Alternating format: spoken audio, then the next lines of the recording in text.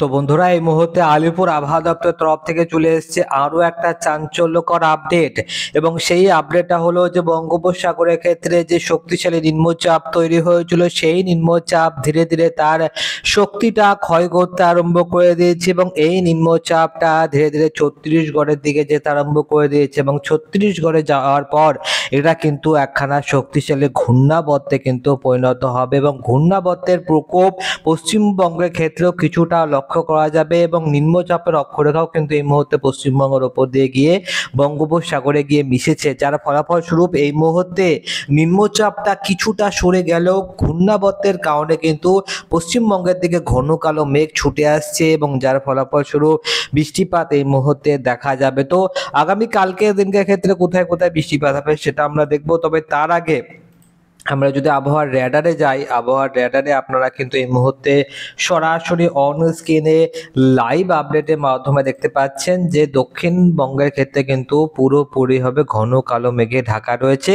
এবং একাধিক এলাকার ক্ষেত্রে বৃষ্টিপাত হচ্ছে। যেমন এই মুহূর্তে পুরুলিয়া, বাঁকুড়া, এছাড়াও কিন্তু বন্ধুরা বীরভূমের সাইডগুলোর ক্ষেত্রে বৃষ্টিপাত দেখা যাচ্ছে। এবং যদি আমি আপনাদেরকে দক্ষিণবঙ্গের কলকাতা লাগোয়া এলাকার কথা বলি, সেখানেও কিন্তু কলকাতার ক্ষেত্রেও হালকা থেকে মাঝারি বৃষ্টিপাত চলছে। উত্তর চব্বিশ পরগনা, দক্ষিণ চব্বিশ পরগনা, নদিয়া, এছাড়াও কিন্তু আমরা এখানটায় মুর্শিদাবাদের দিকগুলো ক্ষেত্রেও অল্প স্বল্প এলাকাতে এই মুহূর্তে আমরা বৃষ্টিপাত দেখতে পাচ্ছি। তো বৃষ্টিপাত চলছে, তবে বর্তমানে হালকা থেকে মাঝারি বৃষ্টিপাতটাই চলছে, ভারী বৃষ্টিপাত কিন্তু এখনো পর্যন্ত শুরু হয়নি এবং আজকের দিনের ক্ষেত্রে কিন্তু ভারী বৃষ্টিপাত হয়নি, হালকা এবং মাঝারি বৃষ্টিপাতই দক্ষিণবঙ্গের ক্ষেত্রে লক্ষ্য করা গিয়েছে। তো আগামী কালকের দিনের ক্ষেত্রে কতটা পরিমাণ বৃষ্টিপাত হতে পারে এবং আগামী কালকের দিনের ক্ষেত্রে কোথায় কোথায় বৃষ্টিপাত হতে পারে সেটা আমরা দেখব। তবে বাংলাদেশের দিকটা যদি আপনারা একটু তাকান তাহলে দেখতে পাবেন যে বাংলাদেশের ক্ষেত্রে সাইকলপা, ফরিদপুর, যশোর, লোহাগাড়া, পাবনা এই সমস্ত এলাকার ক্ষেত্রেও কিন্তু এই মুহূর্তে মাঝারি থেকে ভারী বৃষ্টিপাত চলছে। দক্ষিণবঙ্গের ক্ষেত্রে ওই হালকা থেকে মাঝারি বৃষ্টিপাত চলছে, তবে ভারী বৃষ্টিপাত কিন্তু সে অর্থে হচ্ছে না। আমরা একেবারে চলে যাব উপগ্রহ মোডে এবং উপগ্রহ মোডে আপনারা দেখতে পাচ্ছেন যে মেঘলা অবস্থানই রয়েছে এই মুহূর্তে দক্ষিণবঙ্গের ক্ষেত্রে এবং হালকা থেকে মাঝারি বৃষ্টিপাত হচ্ছে। বজ্রবিদ্যুৎ সহ বৃষ্টিপাতের মোডে আসলাম এবং আপনারা দেখতে পাচ্ছেন যে দক্ষিণবঙ্গের ক্ষেত্রে কিন্তু হালকা থেকে মাঝারি বৃষ্টিপাতের অ্যালার্ট এই মুহূর্তে আমরা দেখতে পাচ্ছি এবং ধীরে ধীরে আমরা ট্র্যাকটাকে চালিয়ে দিয়েছি। চলে আসলাম আমরা রাত 12টা নাগাদ। তো বন্ধুরা, রাত 12টা নাগাদ আজকের দিনের ক্ষেত্রে ভারী বৃষ্টিপাত দেখা যাবে নদিয়া, বর্ধমান, চন্দননগর, কলকাতা এই সমস্ত এলাকার ক্ষেত্রে এবং বাংলাদেশের ক্ষেত্রে হালকা থেকে মাঝারি বৃষ্টিপাতই থাকবে। বাংলাদেশের ক্ষেত্রে মনমোহন সিং, সিলেট লাগোয়া এইটুকু এলাকার ক্ষেত্রে একটুখানি বৃষ্টিপাত হবে। তবে আলিপুর আবহাওয়া দপ্তর এই মুহূর্তে উত্তরবঙ্গের ব্যাপারে কিন্তু একাধিক লেটেস্ট রিপোর্ট জারি করেছে, যেখানে আলিপুর আবহাওয়া দপ্তর বলেছে যে এই মুহূর্তে উত্তরবঙ্গের ক্ষেত্রে কিন্তু বৃষ্টিপাতের প্রকোপটা আরও কিন্তু অনেকটা বেড়ে যাবে এবং বৃষ্টিপাতের প্রকোপ বাড়ার ফলে সেখানে নদীর যে সমস্ত নদী রয়েছে সেখানে কিন্তু জলস্তর বেড়ে যেতে পারে, প্লাবনের একটা বড়সড় আশঙ্কা রয়েছে। তার সাথে সাথে হিমালয়ের পাদদেশে যে 5টি জেলা রয়েছে তার মধ্যে থেকে দার্জিলিং, জলপাইগুড়ি এবং কালিম্পংয়ের ক্ষেত্রে কিন্তু ধস নামারও একটা বড়সড় সংকেত দিয়েছে আলিপুর আবহাওয়া দপ্তর।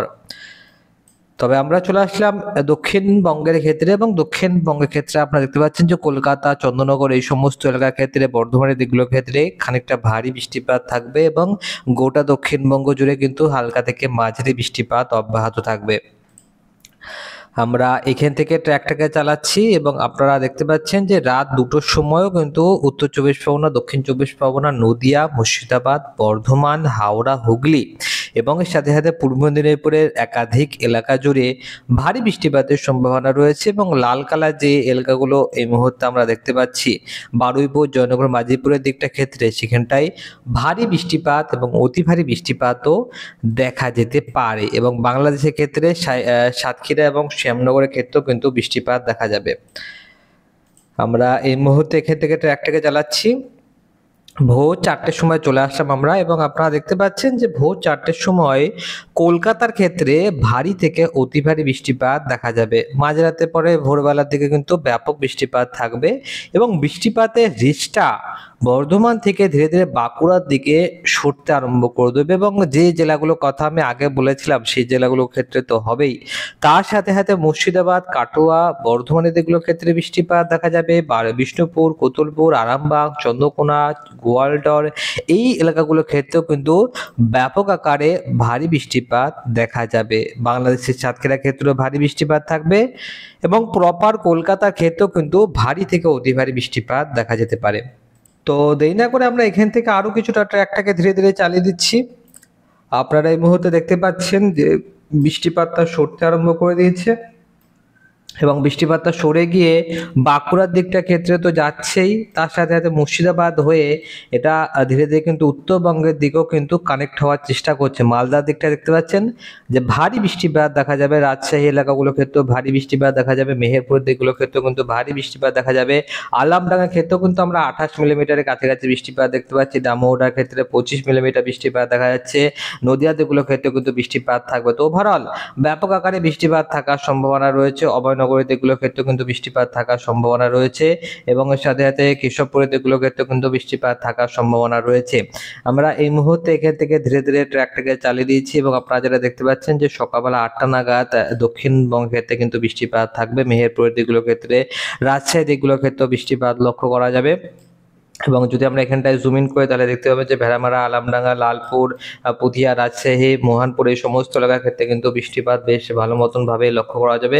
27 মিলিমিটারের কাছাকাছি বৃষ্টিপাত লক্ষ্য করা যাবে এবং এই মুহূর্তে আমরা এখান থেকে ধীরে ধীরে ট্র্যাকটাকে চালিয়ে দিয়েছি। চলে আসলাম 10টা 11টা নাগাদ দিকে। তো দেখতে পাচ্ছেন বন্ধুরা 10টা কিংবা 11টা নাগাদ আমরা এখানে মানে একদম স্পষ্টভাবে দেখতে পাচ্ছি যে ধীরে ধীরে বৃষ্টিপাতটা উত্তরবঙ্গের দিকে সরতে আরম্ভ করে দিয়েছে এবং উত্তরবঙ্গের ক্ষেত্রে কিন্তু বন্ধুরা বেলেডাঙ্গা, বহরমপুর, দমকল, করিমপুর, মেহেরপুর, রামপুরহাট এই সমস্ত এলাকার ক্ষেত্রে কিন্তু ভারী বৃষ্টিপাত থাকার সম্ভাবনা থাকবে এবং কিছুটা যদি জুম আউট করি তাহলে কিন্তু আপনারা বাংলাদেশের ক্ষেত্রেও বৃষ্টিপাত দেখতে পাবেন। আমরা সকালবেলা দিক থেকে ট্র্যাকটাকে চালিয়ে দিচ্ছি এবং উত্তরবঙ্গের ক্ষেত্রে বৃষ্টিপাতটা সরতে আরম্ভ করে দেবে। উত্তরবঙ্গের ক্ষেত্রে কিন্তু দিনাজপুর সহ মালদার ক্ষেত্রেও বৃষ্টিপাত থাকার সম্ভাবনা রয়েছে এবং এই মুহূর্তে আমরা পুরোপুরিভাবে ট্র্যাকটাকে চালিয়ে দিয়ে স্পষ্টভাবে আপনারা দেখতে পাচ্ছেন যে হালকা থেকে মাঝারি বৃষ্টিপাত কিন্তু কন্টিনিউয়াসলি চলতে থাকবে এবং ধীরে ধীরে কিন্তু কালকের দিনকে মাঝরাতে বেলার দিকে যখনই এগোতে থাকবে তখন কিন্তু বৃষ্টিপাতটাও আস্তে আস্তে কমতে আরম্ভ করে দেবে এবং মানে আজকের দিনকে মাঝরাতে বেলার মতন পরিস্থিতি আগামী কালকের দিনকে মাঝরাতে বেলার দিকে তৈরি হবে না। অতটাও হালকা বৃষ্টিপাত থাকতে পারে কিন্তু অতটা কিন্তু ভারী বৃষ্টিপাতের সম্ভাবনা নেই, হালকা থেকে মাঝারি বৃষ্টিপাত থাকবে। তো ওভারঅল আজকের দিনকে ক্ষেত্রে আপনারা বুঝতে পারছেন যে আজকের দিনের ক্ষেত্রে কিন্তু বৃষ্টিপাতটা চলতে থাকবে এবং মাঝরাতে বেলা থেকে ভোরবেলার দিকে পর্যন্ত কিন্তু লাগাতার বৃষ্টিপাত হতে থাকবে। কোথায় কোথায় বৃষ্টিপাত হবে? নদিয়া, উত্তর 24 পরগনা, দক্ষিণ 24 পরগনা, বর্ধমান, পূর্ব মেদিনীপুর এবং মুর্শিদাবাদের ক্ষেত্রে বৃষ্টিপাতের সম্ভাবনা লক্ষ্য করা যেতে পারে। আমরা এই মুহূর্তে বৃষ্টিপাতের পরিমাণ মোডে চলে আসলাম। পরবর্তী 5টা দিনে চলে যাবো।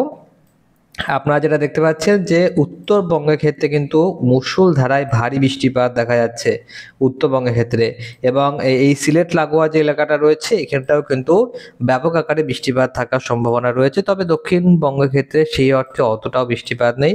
পরবর্তী যদি 10টা দিনে আসি তাহলে কিন্তু আপনারা দেখতে পাবেন যে 10টা দিনের মধ্যে কিন্তু 130 মিলিমিটার বৃষ্টিপাত থাকবে, অর্থাৎ মহালয়ার সময়ও কিন্তু এবছরে ব্যাপক বৃষ্টিপাতের সম্ভাবনা থাকবে এবং আমি আপনাদেরকে আগেও বলে দিয়েছিলাম যে এই মুহূর্তে বৃষ্টিপাত বাড়ার পেছনে একাধিক কারণ রয়েছে। প্রথম কারণটা হয়ে গেল লানিনা। তো দেখুন এল নিনো যখন থাকে তখন কিন্তু গরমটা বেড়ে যায় এবং গরম বাড়ার সাথে সাথে এখানে কিন্তু খরাটা কিন্তু চলে আসে, খরার যে প্রকোপ সেটা বেড়ে যায়, বৃষ্টিপাতটা কম হয়। কিন্তু এল নিনো যখন চলে আসে অর্থাৎ লানিনা যখন আসে, এল নিনো বদলে যখন লানিনা আসে তখন কিন্তু ঠান্ডা ঠান্ডা ভাবটা বেড়ে যায়, বৃষ্টিপাত বেশি হয়, ফসলের যে প্রাচুর্য সেটাও কিন্তু বেশি হয়। তো পশ্চিমবঙ্গ সহ গোটা ভারতবর্ষের জন্য এল নিনোর থেকে লা নিনার গুরুত্ব অনেক বেশি। তবে লা নিনা যদি আরও বেশি ভয়ঙ্কর হয়ে যায় তাহলে সেক্ষেত্রে অতি ভারী বৃষ্টিপাত দেখা যায়, যার ফলে কিন্তু প্রকৃতি আরও বেশি ভয়ঙ্কর হয়ে যায় এবং এই যে এই বছরে আপনারা কিন্তু সকলেই জানেন যে যাকে বলে এক্সট্রিম ওয়েদার কন্ডিশন একাধিকবার লক্ষ্য করা গিয়েছে। মারাত্মক গরম পড়েছিল এবছরে 47 ডিগ্রিকে প্রায় কিন্তু ওভারটেক করে 48 ডিগ্রি পৌঁছে গিয়েছিল। নতুন দিল্লি ক্ষেত্রে কিন্তু এই তাপমাত্রা আরো বেশি রেকর্ডও ছুঁয়ে গিয়েছিল। তবে এই মুহূর্তে কিন্তু আমরা দেখতে পাচ্ছি যে বৃষ্টিপাতের রেকর্ডটা কিন্তু ছুঁতে চলেছে। তবে বৃষ্টিপাত অতটাও ভয়ঙ্কর হবে না, কারণ এল নিনো পরে লা নিনা যা শুরু হচ্ছে পুরোপুরি কিন্তু ফুল পটেনশিয়ালের সাথে এগোবে না এই মুহূর্তে। তো ওভারঅল আপনারা বুঝতে পারলেন যে পরিস্থিতি কি রকম হতে চলেছে, কোথায় কোথায় ভারী বৃষ্টিপাত এবং কোথায় কোথায় অতি ভারী বৃষ্টিপাতের সম্ভাবনা রয়েছে। তো কাজেই ভিডিওটা ভালো লেগে থাকলে ভিডিওটাকে একটা লাইক করবেন, আপনার আত্মীয় পরিজনদের সাথেও কিন্তু আপনি শেয়ার করতে পারেন। আপনাকে অসংখ্য অসংখ্য ধন্যবাদ এই ভিডিওটা শুরু থেকে শেষ পর্যন্ত দেখার জন্য।